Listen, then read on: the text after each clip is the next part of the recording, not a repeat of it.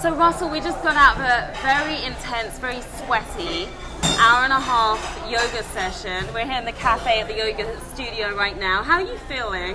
I'm a little weak right now. Feeling good though. You feel How good, are you right? feeling? Yeah. I mean, I do it every day for probably 20 years. That's It's, amazing. the idea is, you don't push yourself too much. Be graceful, and the practice is that we smile and breathe in every pose, right? Every difficult pose, we smile and breathe. And so if our breath is not graceful, and if it's not smooth, then we shouldn't do it. We shouldn't twist into a pose that we can't breathe. The idea is to get the breath to be graceful and for you to be graceful. And you take that same idea that you smile and breathe in every pose off the mat into life. And so that's what yoga is. That's the yoga practice. And yoga is very much spiritual as well as physical. Well, yeah, the yoga practice is, in fact, the physical practice is the last of the 8 parts of yoga. Yoga is a whole science for enlightenment. So the physical practice is a part of it, but it's a small part of it. And it's actually pretty amazing how much it works your body. I mean, from the outside looking in, it doesn't look that difficult, but when you're actually doing it yourself, it's a workout. It is. The more, it's the idea of connecting. When you're standing in Tadasana or in mountain pose, you can sweat because you're pulling all this up and in, and you have your bandhas up. So there's a lot to it. As the more you're learning all the time, you never stop learning. You've been doing this for 20 years, as you said, pretty much every day. I mean, a man in your position who's involved with so many different businesses, I mean, how do you even find the time to do that? A lot of people in your position don't put physical activity at the top of the agenda. Well, if it was only physical activity, I probably wouldn't. But every morning I take 20 minutes to meditate, and evening.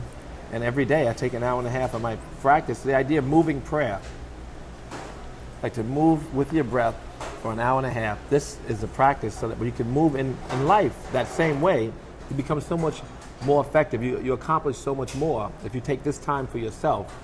And the idea of taking care of your first chakra first, and then being a good servant to the world second and third, and through all the chakras. The idea starts at home.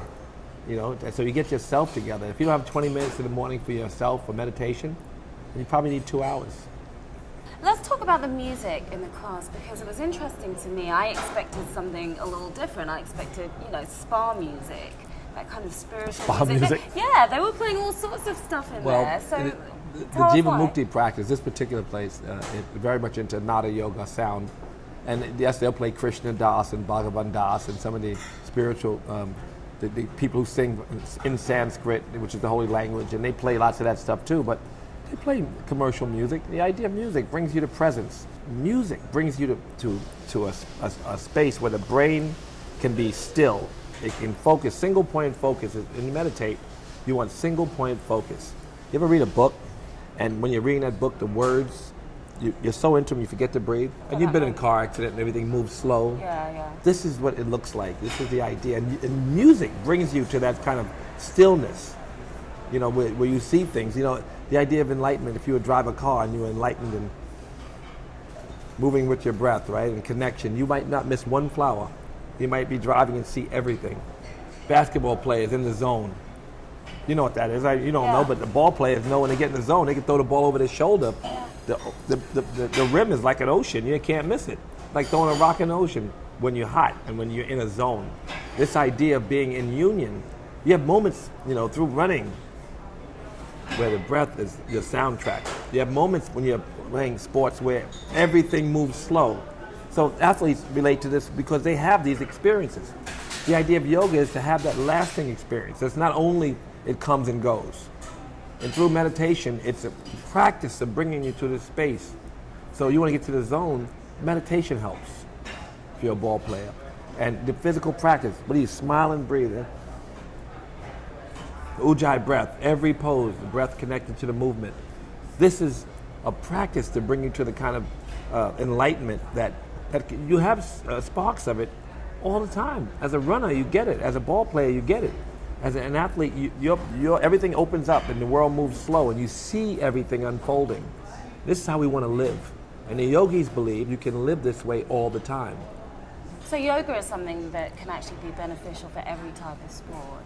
for every type of Oh, athlete. a basketball player who wants to be in, you want to get hot. You want the rim to get big. You know how big the rim gets, but when it's big, it's because you're open.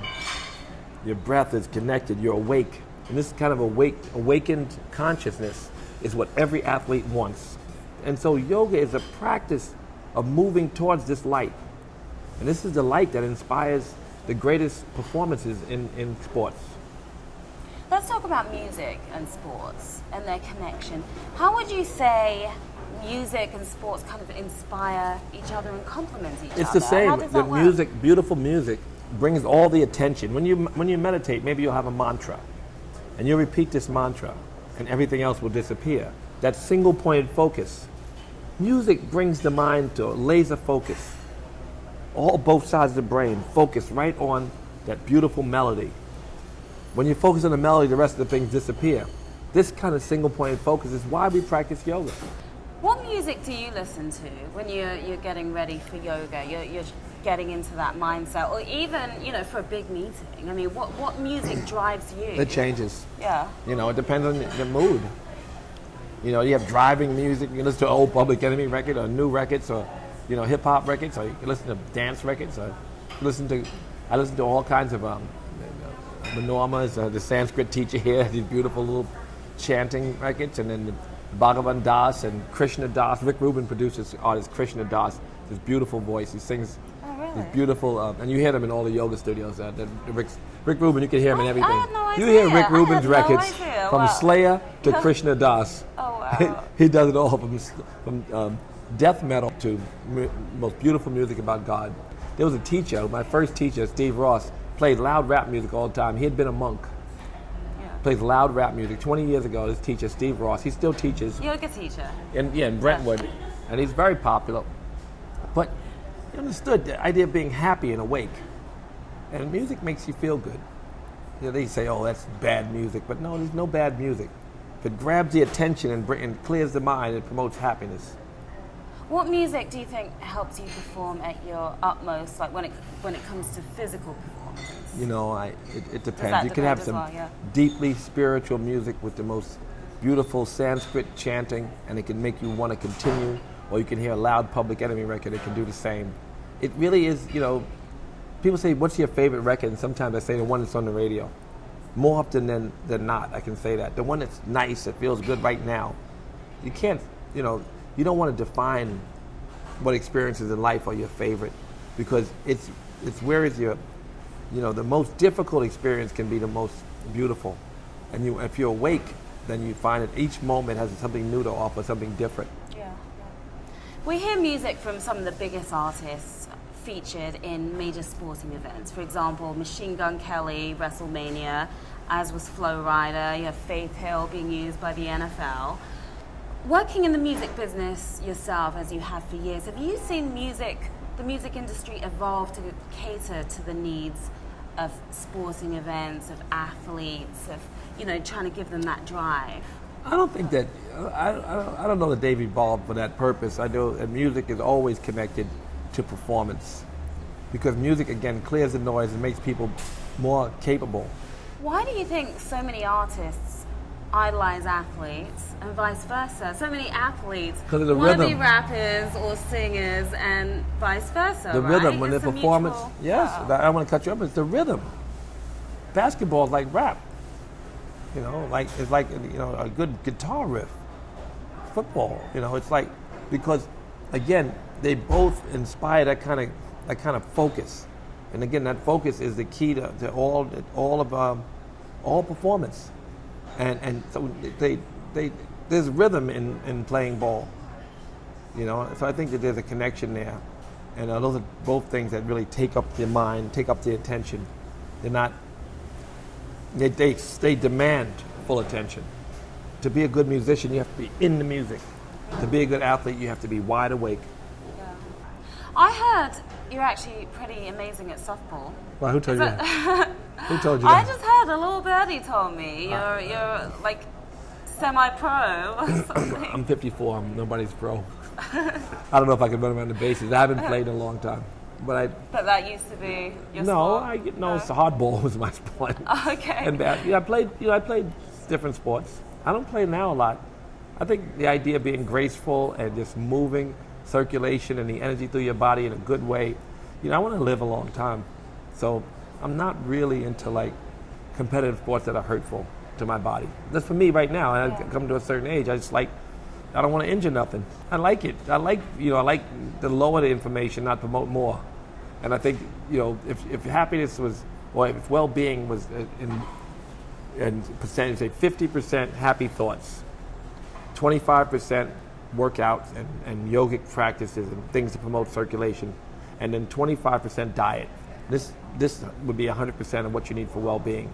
I eat a plant-based diet. I was about to ask you about nutrition and how that plays a role. I mean, I don't eat any animal product at all. No dairy, no egg, no fish, no meat of any kind. And I've seen you out at events and you actually bring your own drink with you. Sometimes. I do drink a lot of green vegetable juice too. I think it's good for you. Yeah. Feels good. How important is nutrition? I mean, with yourself, but also, again, with these artists that we were talking about who need to be in shape for their careers. Well, if we're talking about athletes, there's all kinds of electric stuff that comes from food, and you could eat, animal product, and it could make you, rough. But I don't know that any of it, would do anything but in the long run. But, lots of athletes, live till 40, and lots of yogis live to 100. And lots of vice versa, but the idea of lengthening your organs and not hurting them, and putting circulation in your body, the difference between a contortionist who dies at 40 and a yogi who dies at 100. They're both stretching, they're both lengthening. One is crunching the organs, one is being rough on his organs, one is feeding the organs air and opportunity, and it's a big difference.